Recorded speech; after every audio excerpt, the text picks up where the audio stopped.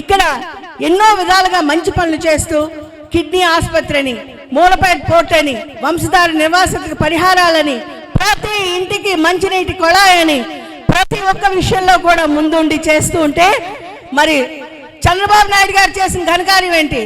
మరి ఇక్కడ వ్యవసాయ మంత్రి అచ్చెన్నాయుడు గారు ఒక రైతుకి అందవలసిన 285 రూపాయల బస్తానే 1000 రూపాయలు కొనుక్కోవాల్సి వచ్చినటువంటి వైనం మనం ఈ శ్రీకాకుళం జిల్లాలో చూస్తున్నాం, మొత్తం రాష్ట్రంతా చూస్తున్నాం.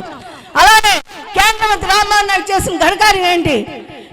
ఇండిగో సర్వీసులు ఏంటి? ఒక్క విమానయాన సర్వీసులే కనీసం తనకున్న డ్యూటీయే చేయలేనటువంటి మరి కేంద్ర మంత్రి మరి ఇక్కడ మన శ్రీకాకుళం జిల్లా వాసుల కోసం ఏమైనా మాట్లాడగలడా అడుగుతున్నాను. మన శ్రీకాకుళం జిల్లా వాసుల తాలూకా దాహం తీర్చారా? కింజరాపు రామ్మోహన్ నాయుడు కానీ, కింజరాపు అచ్చెన్నాయుడు కానీ, మరి తెలుగుదేశం ప్రభుత్వం కానీ, చంద్రబాబు నాయుడు గారు కానీ మన వలస ఆపగలిగారా? మన రైతులకు అందవలసిన సాగునీరు అందించగలిగారా? మన శ్రీకాకుళం జిల్లాకి ఒక్క మంచి పనైనా చేయగలిగారా అడుగుతా నేను.